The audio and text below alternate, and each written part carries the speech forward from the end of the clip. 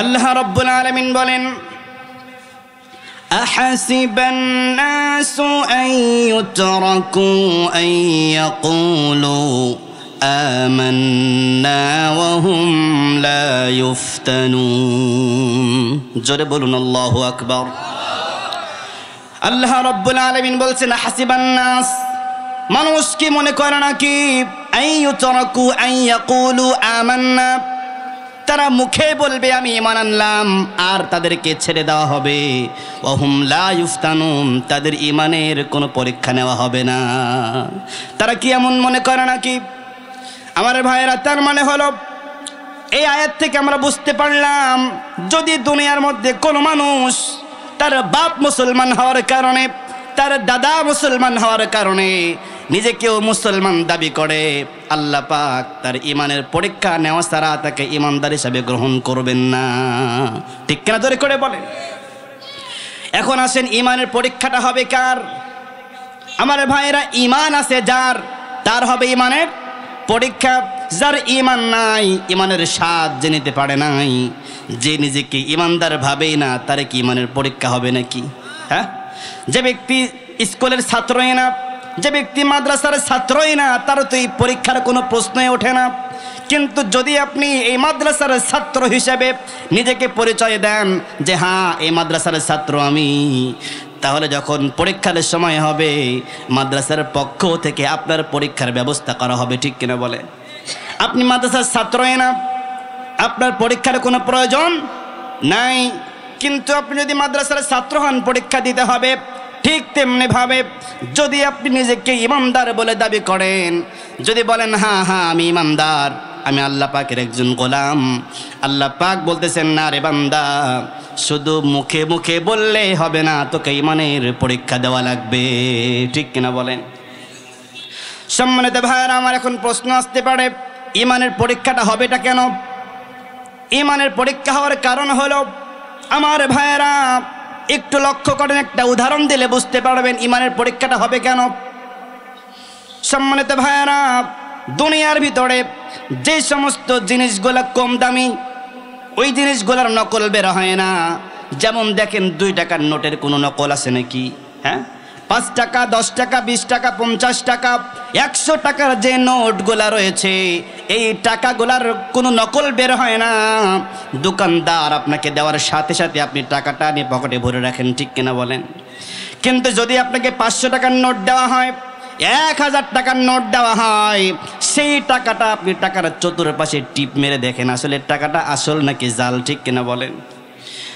যদি আপনি স্বর্ণ কিনতে যান অথবা স্বর্ণ বিক্রি করতে যান, স্বর্ণের মতো দেখতে একটা চকচকে দলা, আপনি স্বর্ণকারের দোকানে নিয়ে গেলেন, নিয়ে যাওয়ার পরে স্বর্ণকারকে বললেন, স্বর্ণকার ভাই এই যে দেখো স্বর্ণের দলা, এই স্বর্ণের দলাটা রাখো আর আমাকে ওজন দিয়ে টাকা দিয়ে দাও। দিবে নাকি? হ্যাঁ, আপনি স্বর্ণের দলাটা দেওয়ার সাথে সাথে কিন্তু টাকা দেবে না। ওই স্বর্ণের দলাটা আসল না নকল, তাদের কাছে একটা কোষ্ঠী পাথর আছে, ওই কোষ্ঠী পাথর দিয়ে তারা পরীক্ষা নিরীক্ষা করবে। যদি ওইটা সত্যিকারের স্বর্ণ হয় তাহলে তারা ওজন করে আপনাকে দাম দিয়ে দিবে।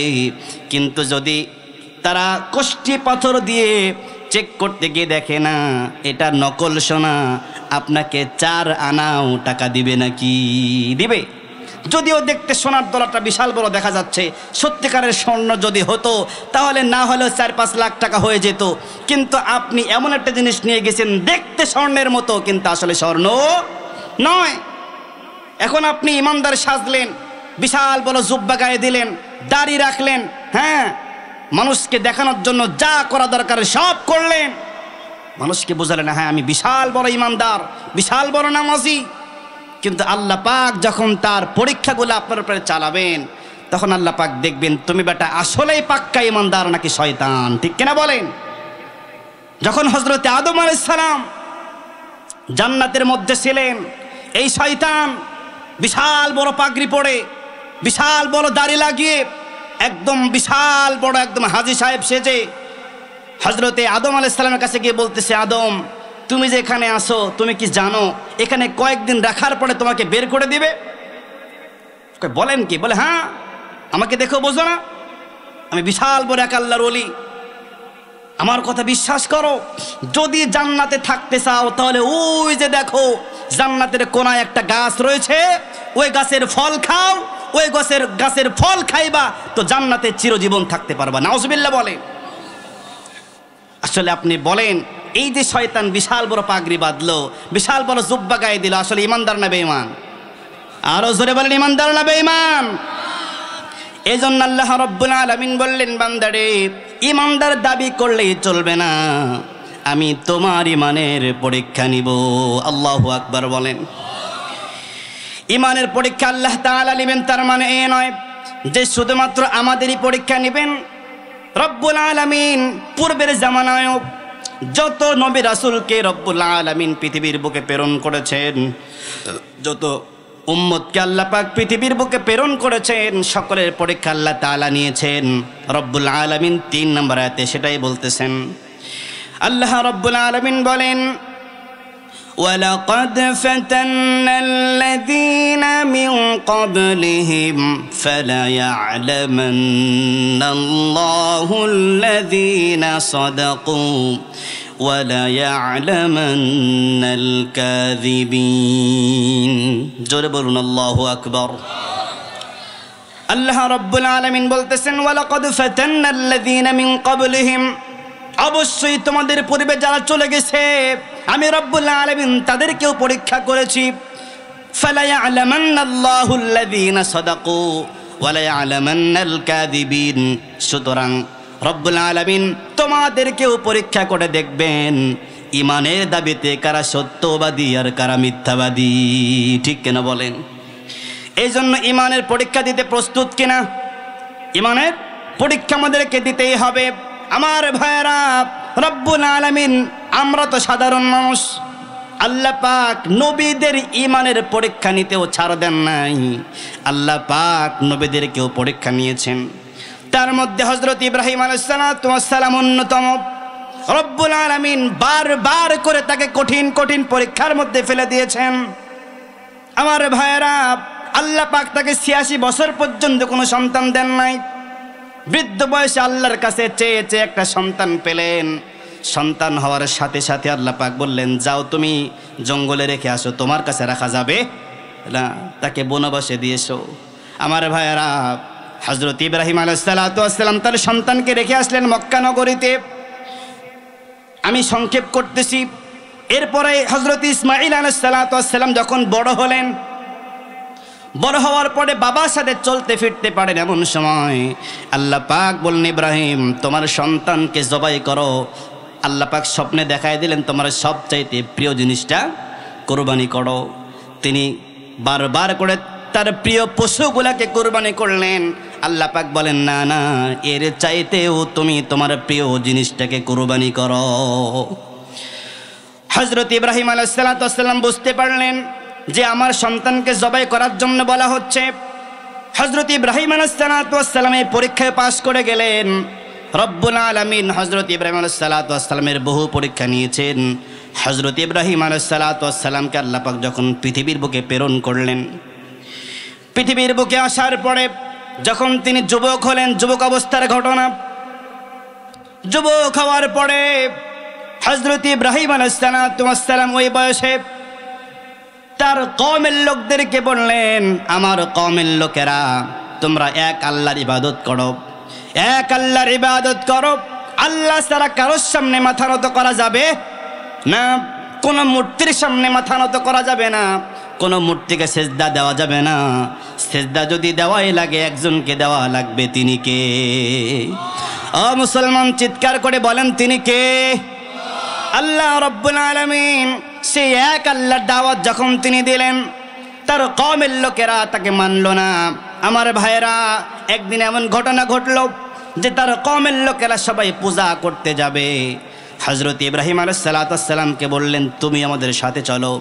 ইব্রাহিম আলাইহিস সালাম বললেন, ইন্নী সাকিম, আমি অসুস্থ, আমি যেতে পারবো না। আমার ভাইয়েরা, এখানে অনেকেই বলে ইব্রাহিম আলাইহিস সালাম মিথ্যা কথা কেন বললেন? আমার ভাইয়েরা, তিনি মিথ্যা কথা বলেন নাই। অসুস্থতা শুধুমাত্র শারীরিকভাবে হয় না, মানসিকভাবে হয় কি হয় না? জোরে বলেন।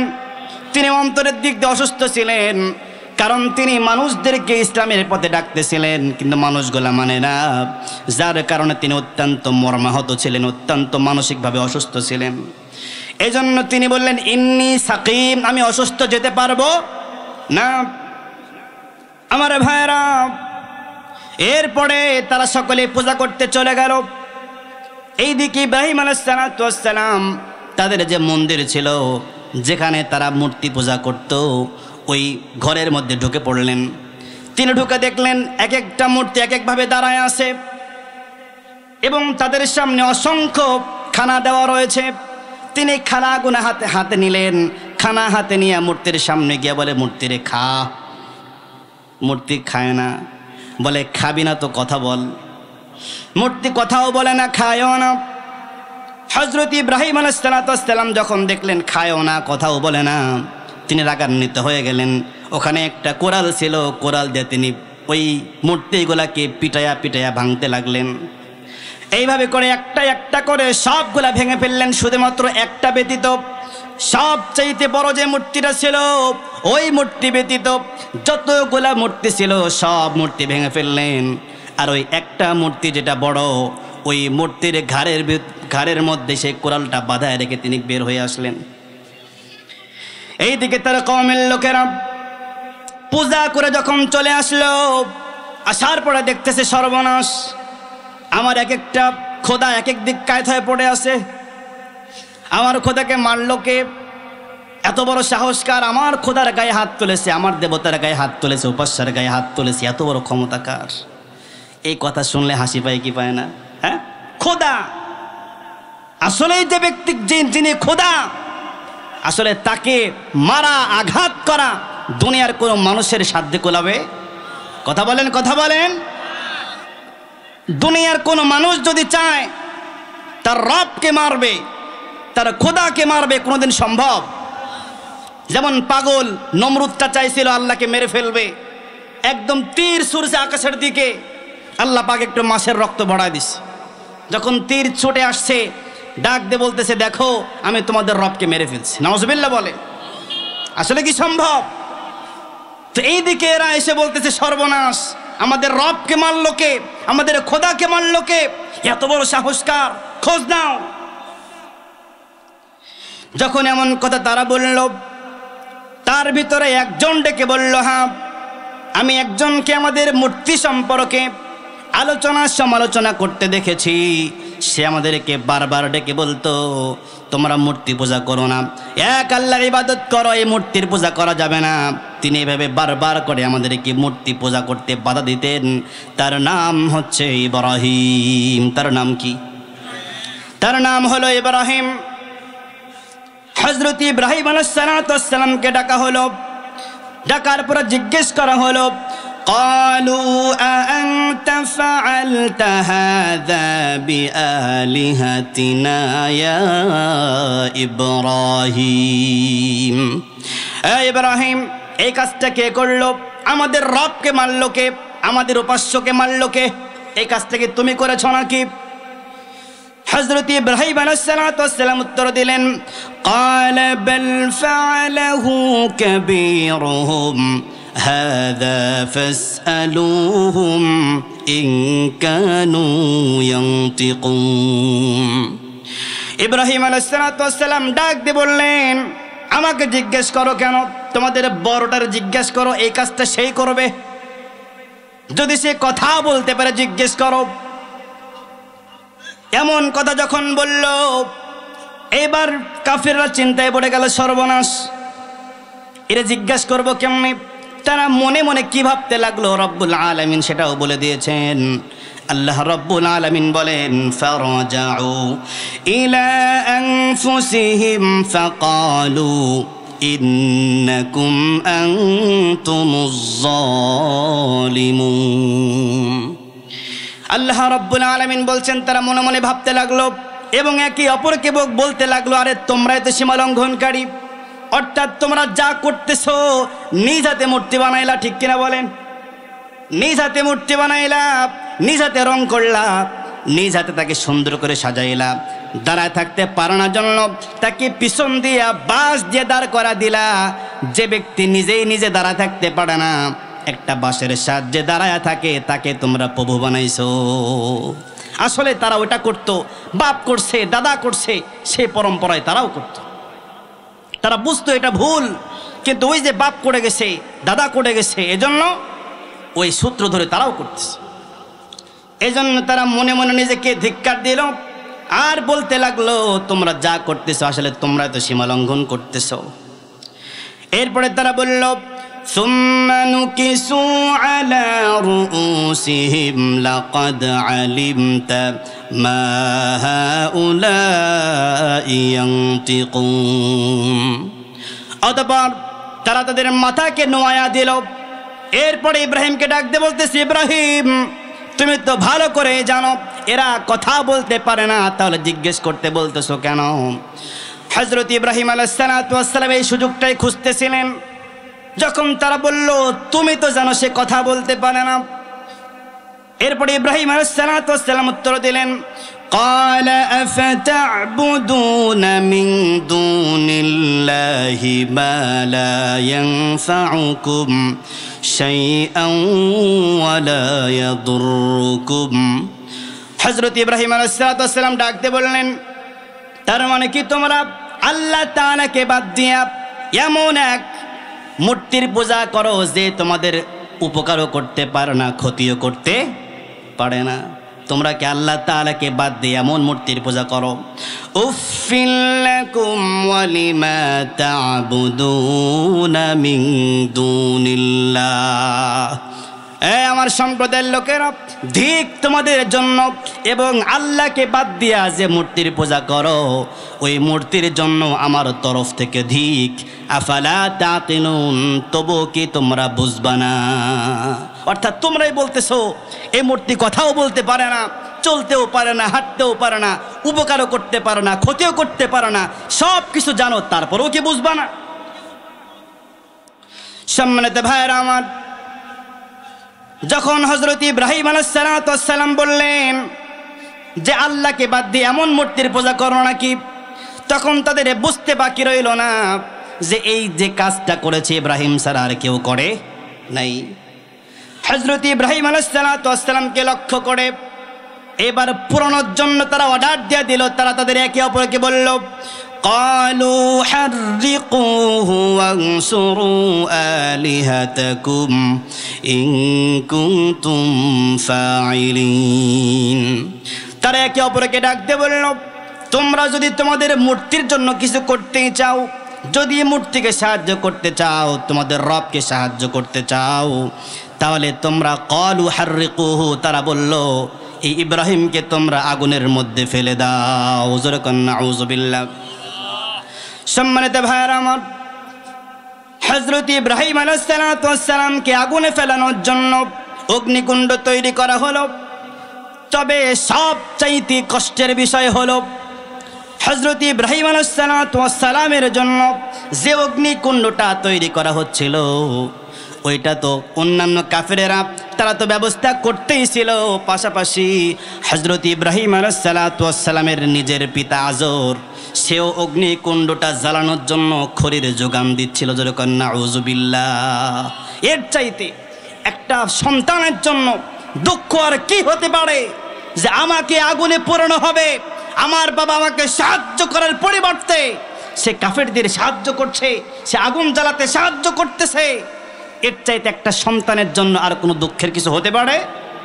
হতে পারে কি? হতে পারে না। তবে এখান থেকে আমাদের একটা শিক্ষা নেওয়ার আছে, সেটা হলো দিনের পথে থাকতে গিয়ে যদি আমার বাবা আমার বিরুদ্ধে চলে যায়, আমার মা আমার বিরুদ্ধে চলে যায়, আমার নেতা আমার বিরুদ্ধে চলে যায়, আমার দেশবাসী আমার বিরুদ্ধে চলে যায়, তারপরেও দিন ইসলাম থেকে এক চুল পরিমাণ সরা যাবে না। কথা বলুন ঠিক কিনা? আপনি দিনের পথে চলতে গিয়ে আপনার নেতা যদি বলে যেটা করতে সেটা কিন্তু ভালো হচ্ছে না, আপনি নেতার কথা শুনে দিন ইসলাম ছেড়ে দিলেন, আপনি নেতার পিছে পিছে চললেন, তাহলে কি আপনি ইমানের উপরে টিকে থাকলেন না ইমান থেকে সরে গেলেন? ইমান থেকে সরে গেলেন।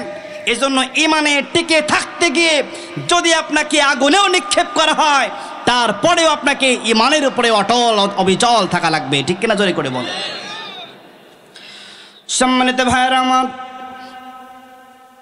হযরত ইব্রাহিম আলাইহিস সালাম যখন তাকে আগুনের কাছে নিয়ে যাওয়া হলো, তাকে আগুনে ফেলে দেওয়া হবে, এই মুহূর্তে আল্লাহ রাব্বুল আলামিনের পক্ষ থেকে হযরত জিবরাইল আলাইহিস সালাম উপস্থিত হয়ে গেলেন।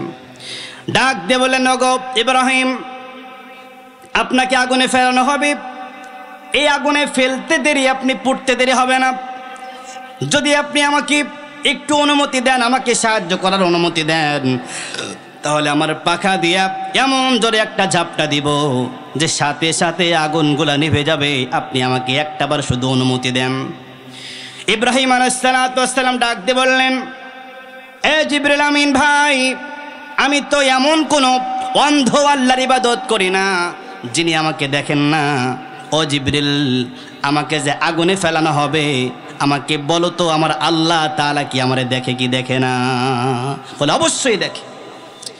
যদি আল্লাহ তাআলা যদি আমাকে দেখে, তাহলে তোমার সাহায্যের দরকার নাই। আল্লাহ রাব্বুল আলামিন যদি মনে করেন আমাকে সাহায্য করার দরকার, তাহলে আল্লাহ পাক নিজে আমাকে সাহায্য করবেন। তোমার সাহায্যের কোনো দরকার আমার নাই। আল্লাহু আকবার বলেন।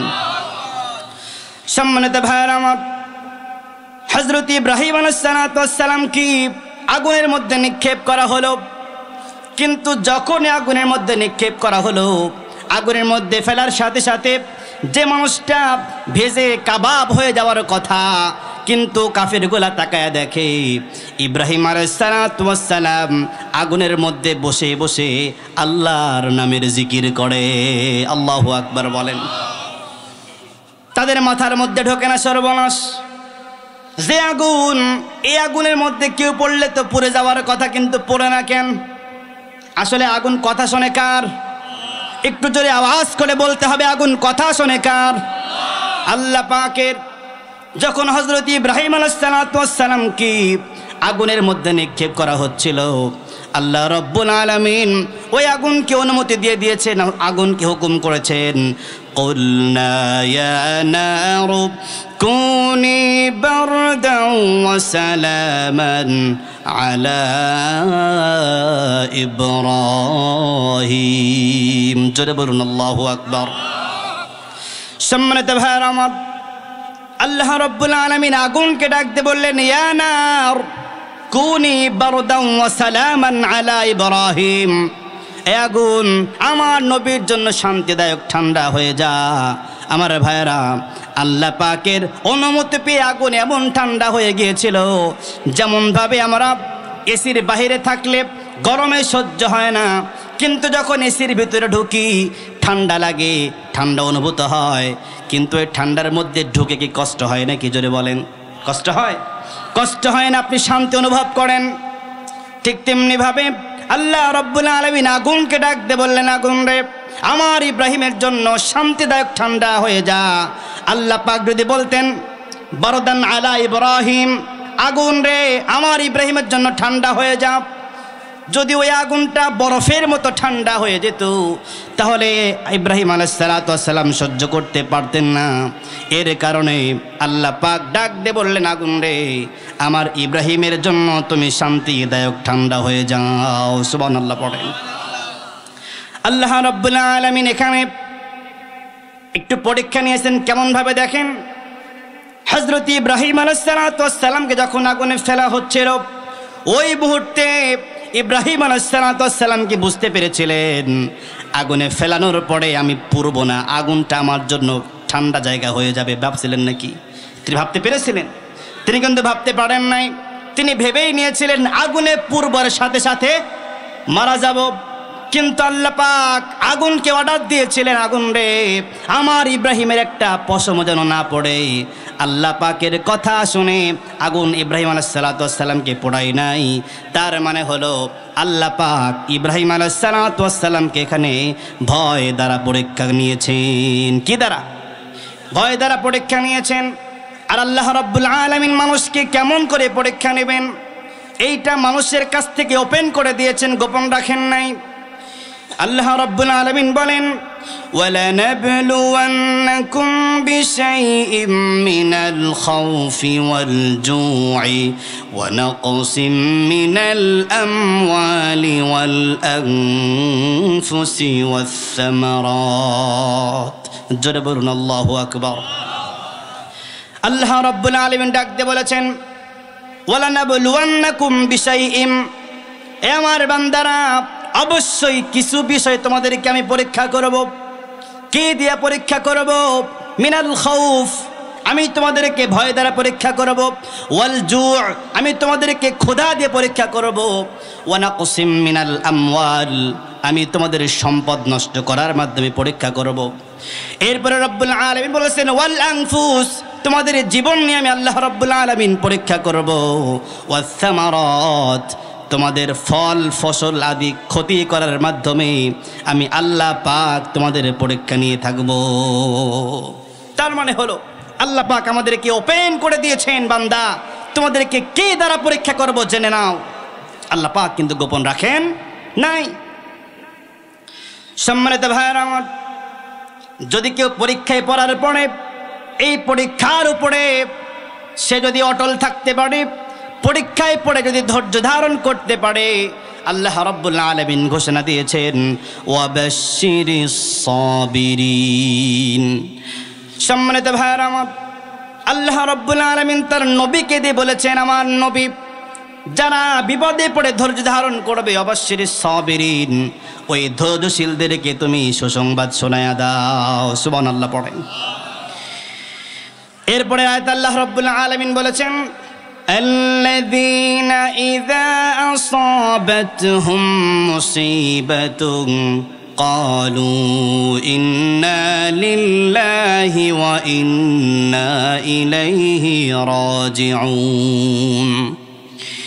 আল্লাহ রাব্বুল আলামিন বলেছেন যারা বিপদে পড়ে যায়, বিপদে পড়ার পরে যারা বলে ক্বালু ইন্না লিল্লাহি, নিশ্চয় আমরা আল্লাহ তাআলার জন্য, ওয়া ইন্না ইলাইহি রাজিউন, আর অবশ্যই আমরা আল্লাহ তাআলার দিকেই ফিরে যাব। কার দিকে ফিরে যাব? জোরে আওয়াজ করে বলেন, কার কাছে যাওয়া লাগবে? আল্লাহর কাছে যাওয়া লাগবে। এজন্য আমাদের যখন মানুষ মারা যায় তখন দেখবেন প্রত্যেকটা মসজিদে মসজিদে ঘোষণা হয় ইন্না লিল্লাহি ওয়া ইন্না ইলাইহি রাজিউন। ঠিক কিনা বলেন? তার মানে কি?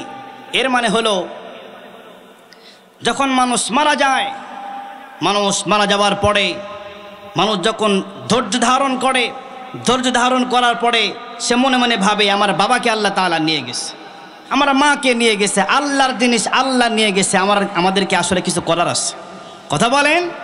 এজন্য মসজিদে ঘোষণা করে মানুষকে জানায় দেওয়া হয় ইন্না লিল্লাহি, আমরা সকলেই আল্লাহর জন্য, ওয়া ইন্না ইলাইহি রাজিউন, অবশ্যই আমাদেরকে সেই রবের কাছে ফিরে যাওয়া লাগবে।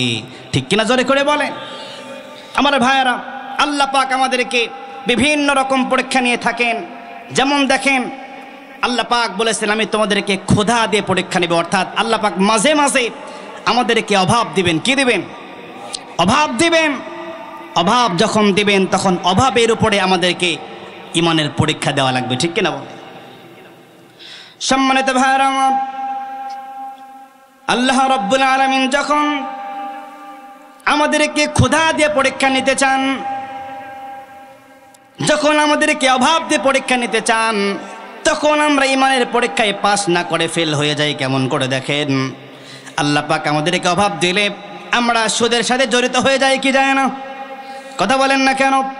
অনেকে দেখা যায় আল্লাহ পাক যখন অভাব দেন, এই অভাবের কারণে আল্লাহর বান্দারা সুদের সাথে জড়িত হয়ে যায়, সে আল্লাহর উপরে বিশ্বাস হারায় ফেলে। আরে আল্লাহ পাক তোমাকে ঈমানের পরীক্ষা নিল, যদি টিকে থাকতা তাহলে তুমি এর পুরস্কার অবশ্যই পাইতা। ঠিক কিনা বলেন? যত নবী রাসূল কি পৃথিবীর বুকে পাঠিয়েছেন, সমস্ত নবী রাসূলের একটাই মিশন ছিল, হচ্ছে ঈমানের উপরে মেহনত। সমস্ত নবী রাসূল ঈমানের উপরে মানুষকে দাওয়াত দিয়েছেন। আল্লাহ রাব্বুল আলামিন কোরআনুল কারীমের মধ্যে বলেন লাকাদ আরসালনা নূহান ইলা কওমিহি ফাকালা ইয়া কওমি ইবুদুল্লাহা মা লাকুম মিন ইলাহিন গায়রুহু। আল্লাহ রাব্বুল আলামিন বলেন, আমি নূহকে তার কওমের কাছে পাঠাইলাম। কওমের কাছে গিয়ে নূহ আলাইহিস সালাতু ওয়াস সালাম তার কওমদেরকে ডাক দিয়ে বললেন, ইয়া কওমি ইবুদুল্লাহ মা লাকুম মিন ইলাহিন গায়রুহু, আমার কওমের লোকেরা তোমরা একমাত্র আল্লাহ পাকের ইবাদত করো এবং তিনি ছাড়া তোমাদের কোনো ইলাহ নাই। ইবাদত যদি করতেই হয় তোমরা একমাত্র রবের ইবাদত করো। আল্লাহ পাক অন্য জায়গায় বলেন, ওয়া ইলা সামুদ আখাহুম সালিহা ক্বালা ইয়া কওমি ইবুদুল্লাহা মা লাকুম মিন ইলাহিন গায়রুহু। অন্য জায়গায় বলেন, ওয়া ইলা মাদিয়ানা আখাহুম শুআইবা ক্বালা ইয়া কওমি ইবুদুল্লাহা মা লাকুম মিন ইলাহিন গায়রুহু। এইভাবে করে আল্লাহ পাক যত নবী রাসূল পাঠিয়েছেন সকল নবীকে একটাই দায়িত্ব দিয়েছেন, তোমার কওমের লোকদেরকে ডাক দিয়ে বলো ইবাদত করতে হবে একমাত্র আল্লাহর, তিনি ব্যতীত আর কোনো ইলাহ নাই। ঠিক কিনা জোরে করে বলেন। এই জন্য ইবাদত করতে হবে আল্লাহ পাকের। পরিশেষে আমার আপনার নবী বিশ্ব নবী মুহাম্মদুর রাসূলুল্লাহ সাল্লাল্লাহু আলাইহি ওয়াসাল্লাম তিনি এসে আমাদেরকে বললেন, কুলু লা ইলাহা ইল্লাল্লাহু তুফলিহুন। হযরত ইব্রাহিম আলাইহিস সালাতু ওয়াস সালাম থেকে শুরু করে যত নবী রাসূল আসতেন সব দাওয়াত দিয়েছেন। এদিকে আমার নবীও ডাক দিয়ে বলেছেন, কুলু লা ইলাহা ইল্লাল্লাহ, আমার উম্মতেরা বলো লা ইলাহা ইল্লাল্লাহ তুফলিহুন, তোমরা কামিয়াব হয়ে যাবে। আল্লাহ পাকের হাবিব বিশ্ব নবী মুহাম্মদ সাল্লাল্লাহু আলাইহি ওয়াসাল্লাম আমাদেরকে কালেমার দাওয়াত দিলেন, কিন্তু কালেমা আমাদেরকে পড়তে বললেন। তার মানে কালেমা পড়লেই কি শুধুমাত্র কামিয়াব হওয়া যাবে? কালেমা পড়ে কালেমার উপরে অবিচল অটল থাকা লাগবে। যদি শুধুমাত্র কালেমা পড়েই যদি শুধু কামিয়াব হয়ে যেত তাহলে গিরিশচন্দ্র সেন কি দোষ করলো? গিরিশচন্দ্র সেন সে কিন্তু কোরআনের বাংলা তর্জমা করেছে। এই কোরআনের বাংলা তর্জমা লিখতে গিয়ে তাকে কতবার কালেমা পড়তে হয়েছে, কতবার কোরআনের আয়াত তেলাওয়াত করতে হয়েছে, কিন্তু তারপরেও সে কোরআন তেলাওয়াত করেছে, সে কালেমা পাঠ করেছে, কিন্তু তার উপরে অটল অবিচল না থাকার কারণে এতবার কালেমা পড়েও তার কোনো ফায়দা হয় নাই। আমার দেশে কাদিয়ানী সম্প্রদায় বলে একটা সম্প্রদায় আছে না নাই? জোরে বলেন। এই সম্প্রদায় তারা কালেমার অর্ধেকটা মানে, লা ইলাহা ইল্লাল্লাহ এতটুকু মানে, মুহাম্মাদুর রাসূলুল্লাহ এটা তারা মানে না। তারা বলে আমাদের নবী হচ্ছে গোলাম আহমদ কাদিয়ানী। জোরে কন নাউজুবিল্লাহ। তারা কালেমা পড়লো কিন্তু পুরাটা মানলো না, যার কারণে কালেমা পুরাটা না মানার কারণে, কালেমার উপরে অটল অবিচল না থাকার কারণে ওদের কালেমারও কোনো দাম নাই। এদিকে খেয়াল করেন, আব্দুল্লাহ ইবনে উবাই যে ব্যক্তি বিশ্বনবীর পিছনে সরাসরি নামাজ আদায় করেছে, বিশ্বনবীর সাথে চলেছে, যুদ্ধ না করলেও যুদ্ধ ক্ষেত্র পর্যন্ত নবীর সাথে গিয়েছে, তারপরে পিস্টান দিয়েছে, কিন্তু নবীর সাথে সে কিন্তু থেকেছে, কালেমা পাঠ করেছে। এমনকি আল্লাহ তাআলা রাসূল বলেছিলেন আব্দুল্লাহ নামটা অত্যন্ত আল্লাহর কাছে পছন্দ, সে নিজের নাম রাখছে আব্দুল্লাহ, চেঞ্জ করে তার সন্তানের নাম পর্যন্ত রেখে দিয়েছিল আব্দুল্লাহ। এজন্য একটা সাহাবী আছে আব্দুল্লাহ ইবনে আব্দুল্লাহ। কথা বুঝতে পারেন নাই? আল্লাহর রাসূলকে কত ভালোবাসা দেখাইলো, কিন্তু সব কিছু বৃথা হয়ে গেল। কেন? কালেমা পাঠ করার পরে সে কালেমার উপরে অটল অবিচল থাকতে পারে নাই। এজন্য আল্লাহ রাব্বুল আলামিন বলেন, ইন্নাল্লাযীনা ক্বালু রাব্বুনাল্লাহু সুম্মা ইসতাকামু تتنزل عليهم الملائكة ألا تخافوا ولا تحزنوا وأبشروا بالجنة التي كنتم توعدون جربنا الله أكبر আল্লাহ রাব্বুল আলামিন বলছেন ইন্নাল্লাযীনা ক্বালু রাব্বুনাল্লাহ নিশ্চয় যারা বলে আমার রব হচ্ছে আল্লাহ সুম্মাস্তাকামু এরপরে এর উপরে অটল অবিচল থাকে রব্বুল আলামিন বলতেছেন তাতানাজ্জালু আলাইহিমুল মালায়েকা রব্বুল আলামিন বলেন তাদের কাছে আমি আল্লাহ পাক ফেরেশতা পাঠায়া দেই তাদের কাছে ফেরেশতা নাজিল হয় তারা এসে বলে আল্লাহ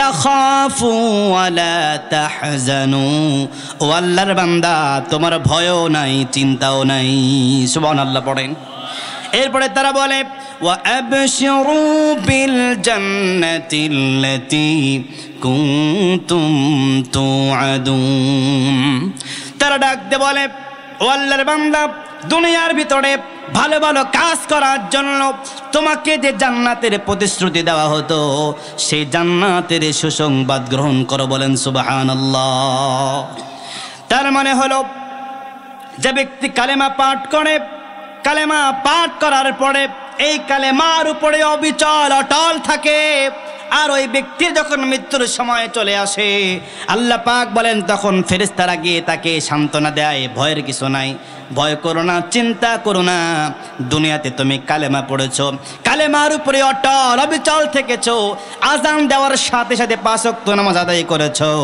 আল্লাহ পাকের সব হুকুম আহকামগুলো মেনে নিয়েছো অতএব আল্লাহর বান্দা এই কাজগুলোর বিনিময়ে যে জান্নাতের প্রতিশ্রুতি তোমাদেরকে দেওয়া হয়েছিল আল্লাহর বান্দা সে জান্নাতের সুসংবাদ গ্রহণ করো সুবহানাল্লাহ পড়েন।